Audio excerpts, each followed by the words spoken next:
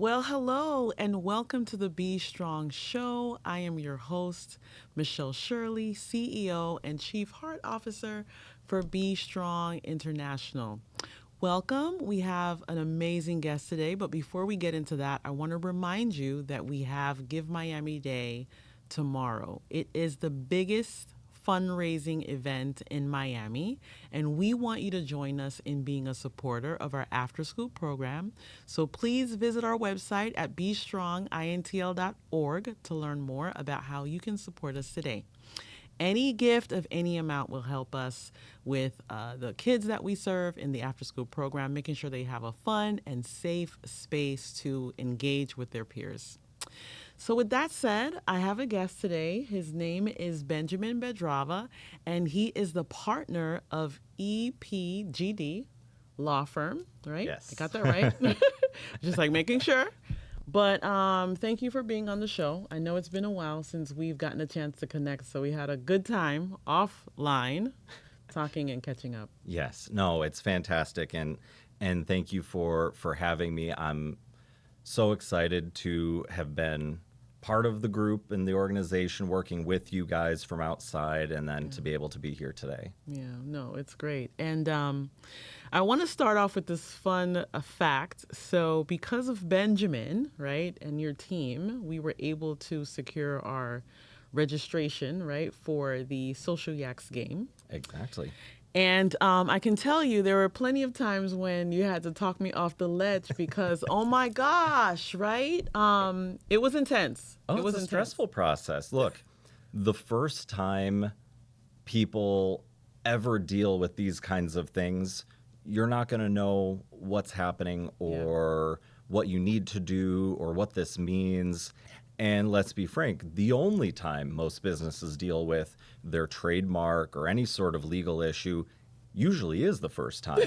Hopefully they never need to worry about those kinds of things again. Right. But that's part of the job, is being, the lawyer on one side, the therapist on the other, being the moderator for your client's own inner thoughts, the good and the bad and the positive, but also tempering expectations and helping explain, okay, this is what could happen. We've got to be aware. We've got to brace ourselves for the bad. Right. Here is what we're going to do, and here's what we hope will happen, and how we get there. Yeah. And you were incredible in that whole process. Definitely therapy was needed. Therapy was needed. It would not be the first time I've told a client, this is going to be a stressful process. Maybe schedule an extra appointment with your therapist. Right. Does not hurt. Right. Because as soon as, and what's funny about it is, and I want to get into it a little bit because I think this would help even those who are looking for an attorney now in a firm as strong as yours to do the work that you do so incredibly well. What I would think is, one, we didn't know what we were walking into. We initially created the game thinking like, this is a great idea. Right. We, with the marketing executive that we had at the time, she presented a series of names. And so we picked Social Yaks and we went full on. Oh, and it was a great name. That doesn't change anything. Right. But great original names do not necessarily mean that we won't still have issues, that there won't still be problems that can come up. The only time you're really going to have a situation where you have absolutely no possible conflicts, no relation to anyone else, is if we were to pick, say, a completely arbitrary brand, something made up. Take letters that didn't exist, like EPGD, and just mash them together into a new word. Think Xerox. That was not a word. It didn't mean anything. It didn't have any relation to anything. It wasn't just that it was a word that meant something else that didn't have any descriptive value, but it wasn't even a word. And so the odds of there being a conflict with something like that are so incredibly minimal. But even if we're picking a name that is and feels new, that we don't know anything else that's out there, there's always going to be the chance that there's some partial overlap, that there is someone else out there that you can't find that is using something similar or even the same name, a lot of times we're looking at just what registrations are out there, but not everyone's done that. And in the US, unlike some other countries, having a registration isn't necessary to have some limited trademark rights. And that's always going to be a challenge of how do I find Joe in Ohio that doesn't have a website, that hasn't filed an application, but has been doing business for X number of years already. Yeah. You just can't. And so you do the best you can going into it. Everything is a little bit of a gamble.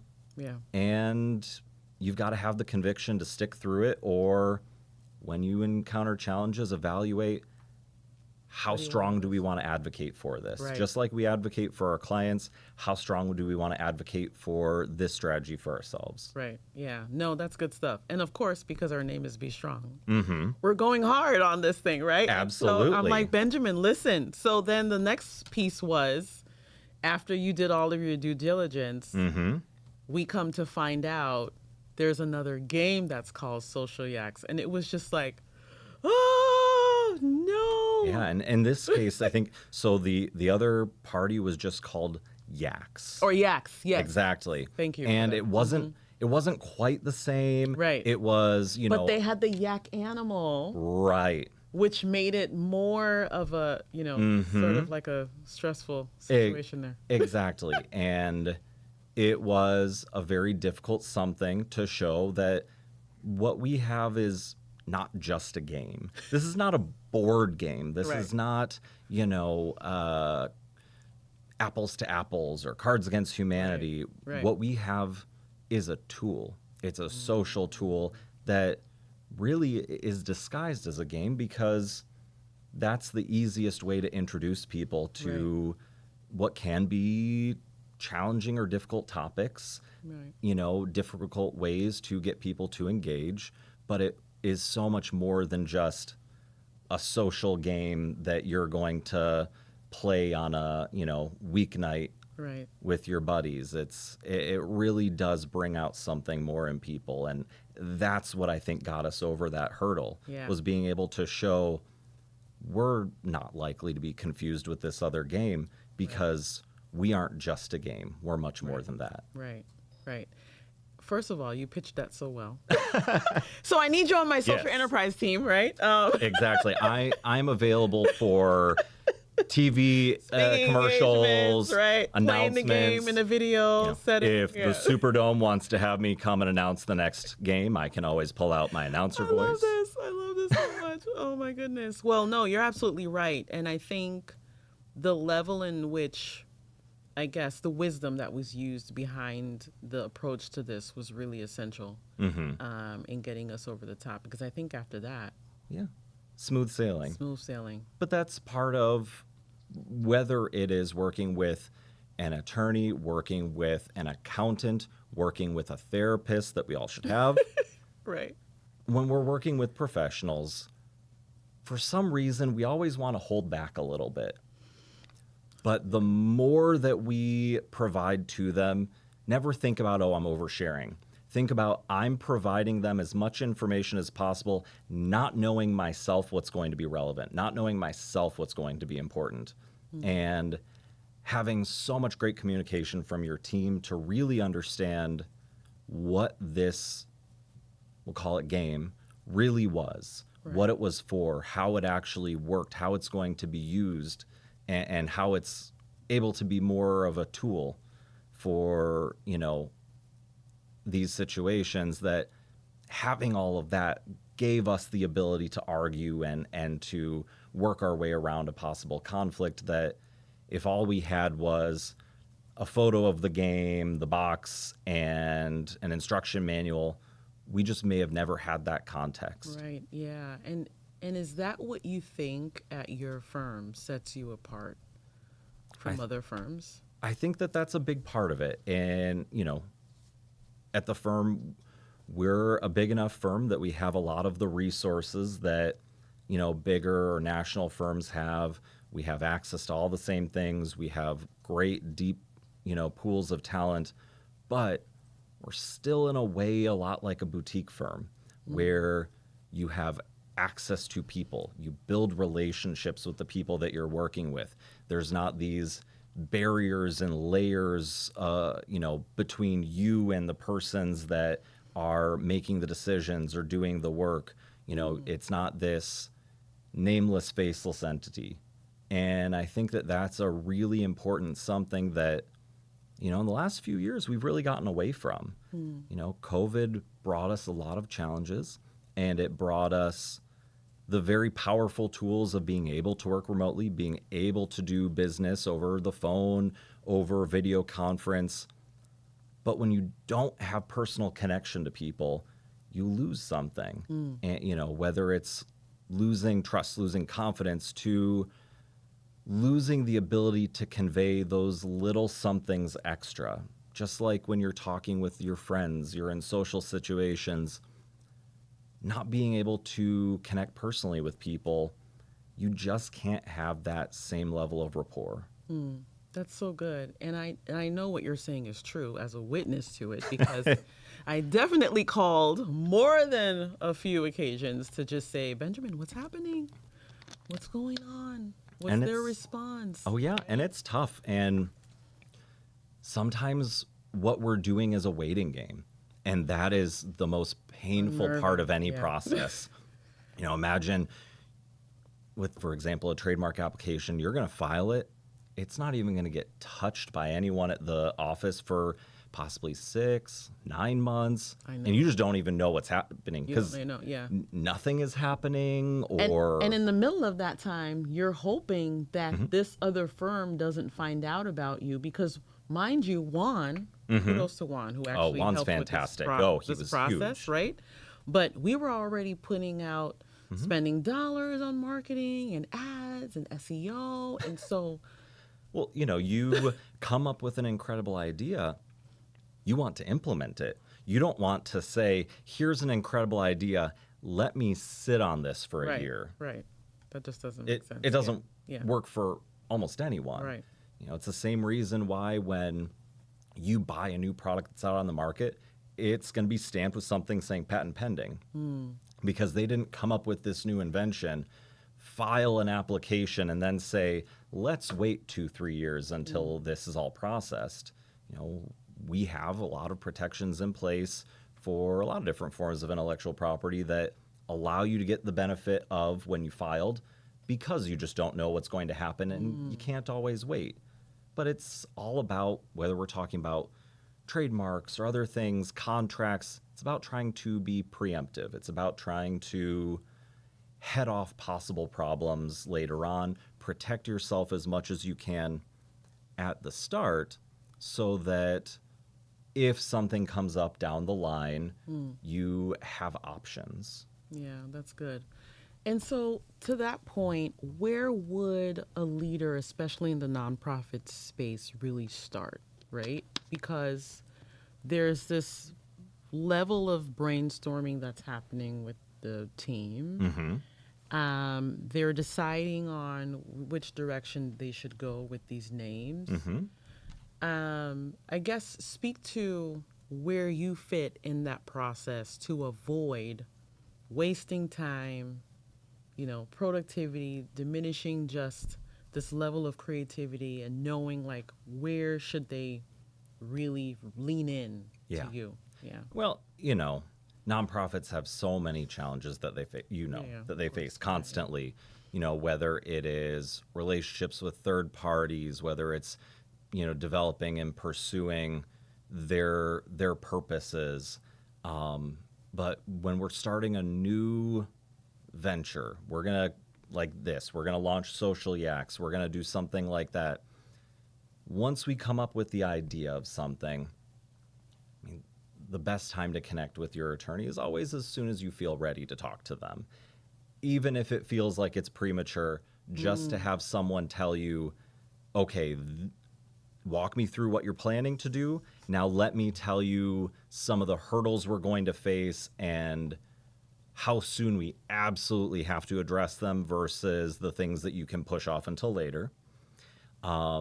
With, say, a name, one of the most important things for anyone and especially a nonprofit that has to be very conscious of its budgets, of the expenses, is working out something that you love and are committed to as a name first, and then saying, okay, now that we know we like this, let's talk about what we would need to do to pursue it, to protect it, to make sure there's not going to be any problems before we start investing significant resources beyond That's that. good. You know, you do those brainstorming sessions to say, okay, we know we want to do this project. The project is going to happen. Here's what we want to call it.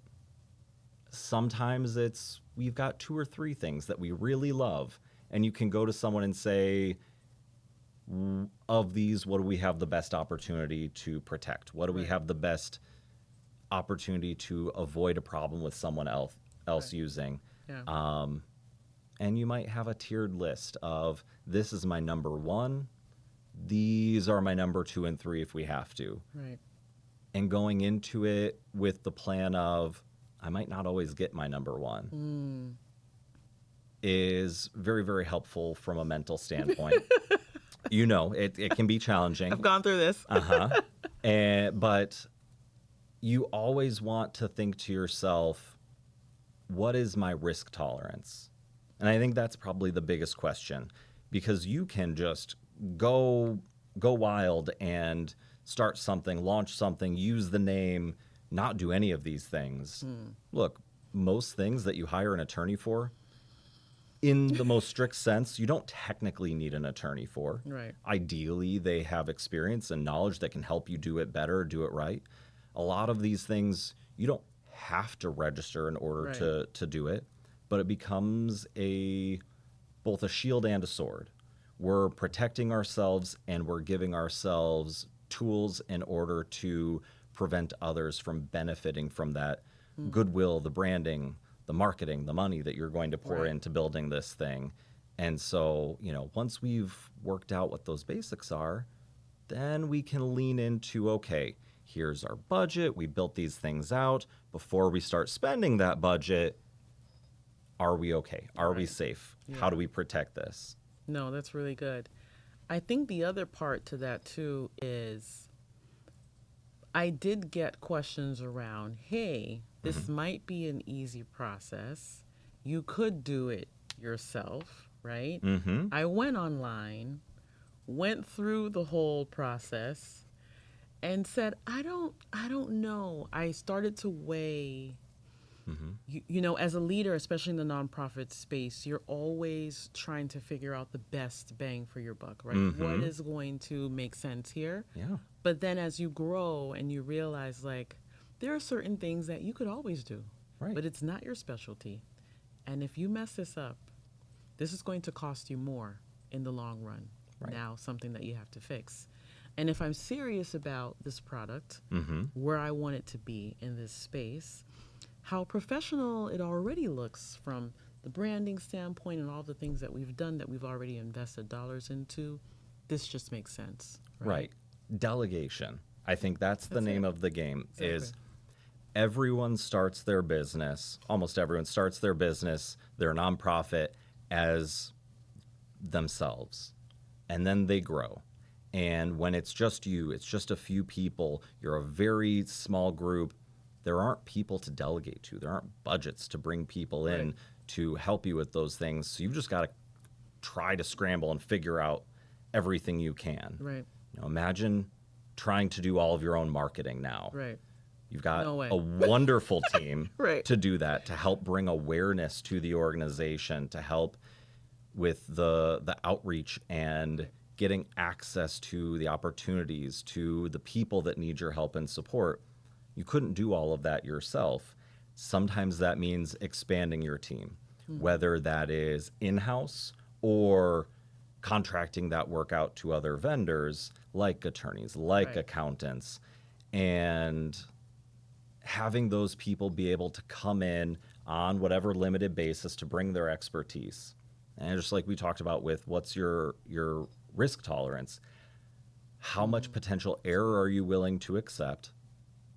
What are you okay saying, if this doesn't go the way I planned, if this isn't right, am I okay just starting over with something like a trademark? Like we said, nobody's going to touch it for 6 to 9 months. Right. So am I okay waiting 6 to 9 months, finding out there's a problem that I can't overcome or can't fix, and having to start over and incur those costs again, lose that time? Or do I want to bring someone in to help make sure this gets done now, Right. this gets done right, The first time. right, that we have our best foot forward. Yeah. You know, Yeah. it's if it were up to me to design our website, can Right. you imagine Right, how right. terrible it would Right, look? right. I would spend so much of my time, because that's not what I do, Right. so much of my time that I then can't spend going towards the things that I'm good at, that I Right. can't spend doing the things that add value elsewhere. And it's going to be garbage, and it's going to have to get redone, and we're going to have to incur those expenses again, take the time, everything gets delayed. What is the most efficient use of your time? Right. Right. Is And this that's- it? Yeah, and that was key to it too, right? Mm-hmm. And it was also believing that this product needed that elevation beyond Right. me nickel and diming a situation to make it work. How serious are you? What is the potential of this thing? Correct. Is right? this a little something that's going to be a one-off and be gone? Or is this going to be a serious project, serious enterprise that we're going to Right. pursue? Right, right. And just thinking of that word and landing in this space of this is going to be part of our social enterprise, it just made sense. But you laid that out so well that I do feel like leaders do struggle with like, this is gonna cost me and it's gonna hurt my budget and I just can't. So I'm gonna burn the midnight oil and try to see if I can make this work. And neither is wrong, right? That No. individual has to make that decision. But Right. what I do want to ask you now is, in your line of work, what have you seen leaders, and it doesn't have to be just a nonprofit space, but what have you seen business owners make mistakes on that you would say, if I could just grab the mic, right, and just say, stop doing these 3 things, Benjamin? I know I sense it from you that yes. it's just gonna pour out. What would those maybe 3 things be? I mean, I know it's going to seem silly. We are in an age of technology. We have access to more than we've ever had before. We have AI and ChatGPT and this and that. Uh-oh. Oh, please. You're about to he's about to unpack. For the love of everything holy, stop asking ChatGPT to write your contract. Because I will tell you, Wait might a give minute. it might give you the bare minimum of what is a contract. It will not give you everything you need to protect you. It will not give you everything you need to avoid potential problems, to head off issues before they arise, to be able to address those issues, because it doesn't know what you need. It doesn't know how much you need. And if you don't know how to ask or query an AI platform for exactly what you need with everything that should be included, and you don't know how to review it to make sure it includes all those things and keep going through that process over and over until it comes out to what it needs to be, you're going to end up with something that the moment you try to enforce it, the litigator you go to help you send a demand letter or to file suit is going to just shake their head and look at you with the saddest eyes that you did your best, you really tried, and we know that, but that there's not much we can do. And that's the hard thing is with contracts, you never know if you're actually going to need it. A lot of people spend most of their life, most of their business working off of handshakes and oral agreements and understandings. And a lot of times that's fine for them. But in the cases where that doesn't work, let's be honest, we're in Miami. Right. You And know, we're in a litigation nation. Right? you know, Miami is not known as one of the capitals of insurance fraud for nothing. But it can be a very tough climate. And what is the thing people fight about most? Money. And whether it's family, and that makes it messier, or friends or strangers that you don't know but you have reason to believe and trust. If you get a good contract, you lay everything out from the start, there shouldn't be anything to fight over because you've already decided what's supposed to happen. And if you get into a disagreement, we know how we're supposed to handle that and what we're supposed to do, who owes what, who needs to do A, B, and C. And ideally, it never becomes a problem. It serves as a deterrent to there ever being a problem. But when you don't do those things, you go to ChatGPT. Now I hate to interrupt you, because someone would push back and say, well, I know how to prompt very well. Oh, yeah. And I will prompt and prompt and prompt to get all of what you were saying is needed. What do you say to them? Do you know what it's supposed to look like at the end? Do you know all of the provisions that should be included in that contract or what those terms should say? A contract can be written any which way you want. You can have a 2-page contract or a 50-page contract for the exact same deal. They are both possibly technically a contract. They might have the minimum offer, acceptance, consideration for there to be a contract, what the kids learn in their first week of law school. But is it going to protect you against all the problems that might come up? How many times have you done this exact deal? How many of these contracts have you read through? If you get a contract that says everything that you wanted it to, what are all those things you maybe don't know about? The most powerful tool that anyone can have in any business is knowing how much they don't know. Thinking you know everything is where you get into problems. It's so good. Having a lack of confidence can be a problem because you become crippled and you can't do anything. Having overconfidence can be dangerous for you because now you might not see all of the issues, all of the problems that you don't know about. That's so good. When I'm reading a contract for someone, I start at the end. I start with the last couple of pages that you guys all ignore. You guys are all focused on what's on the first page. Who are the parties? How much are we paying? Right, because we don't have that trained eye. We just don't have that trained. Because those are the main terms. Those are the things you guys are all thinking about. And, that's why some contracts are big print, first page, outline basic terms, and then 4 or 5 pages of itty bitty tiny print afterwards, the terms and conditions. And that's where all the important stuff is. That's where if things hit the fan, we turn to see what's got to happen next. And those are the things that a lot of us kind of gloss over. Have you ever bought a home?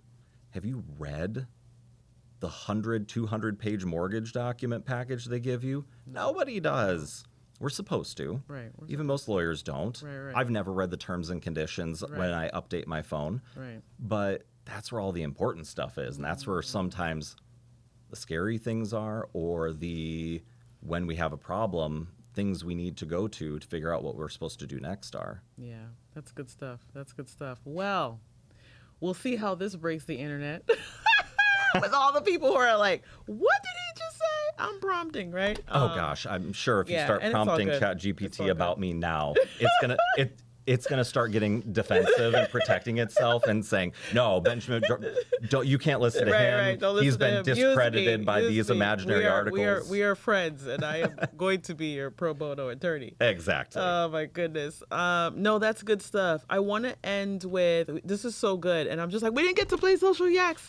But I want to end with, is there anything that you think besides that piece that you want to share with a business owner that might have just started or is just getting into the trenches of what you think is another common mistake besides using AI, ChatGPT? Yeah. Not asking for help. A lot of people are very proud. They want to be proud. They want to be that person. Wow. But asking people for help, finding people who know more than you, find a mentor. Find somebody who has done this before that you can turn to, who you can say, can I take you to lunch and just pick your brain for a little bit and get their honest feedback, their honest opinions. No one needs to do this alone. And We can't do it alone. That's the reality. no, and you of it. shouldn't have to. Right. If you are good. doing something that you're passionate about, something that you value, something that is going to give value to other people, do it right and find people who can guide you. This is not the first time anyone has done something. You are not the first entrepreneur out there. You are not the first person starting a nonprofit. You are not the first person trying to help people or running into challenges with helping people. But I can guarantee you someone else has been there. They have learned lessons the hard way, and they will be happy to help make sure that you don't have to do things the hard way, that you don't have to experience the same kind of losses or frustrations that they went through just to get there. I love that. This is so good. Oh my gosh, we have to do a part 2 because we didn't get to Yes. play that game that you helped us with. I wanted you to just look into the camera, just share a little bit about the firm, how they can contact you. Congratulations on being a partner. As Thank well. you. Yeah. It's been a long road, Yeah. but it's the same for anyone who's getting into a business, that at the end of the day, you've got to focus on yourself and what's going to be best for you before you can help others, before you can expand and grow. And that is something that, we at EPGD Business Law want to help you guys be able to do. We want to help provide you the resources, help be that anchor for things that you need, for help that you need. We do everything from the transactional side to, hopefully you never need them, but if you do, the litigation side of, being a one-stop shop for businesses, for companies that are starting, whether it's intellectual property, your contracts, a fight with your partners, we'll be there. We'll guide you through that process, and hopefully we can help ease a little bit of the pain. But you can always find us online at epgdlaw.com or give us a call at 786-837-6787. Thank you, Benjamin. This was great. Thank you for joining us on the show. I'm so happy to be here. Yeah, this is amazing. So that's all for today. Thank you so much for joining us. I hope that you are encouraged by today's message and that you understand that you are never alone in this work. There is always some wise individual who has gone before you doing something similar that you can reach out to for help. Talk to you soon. Signing off, Michelle from Be Strong.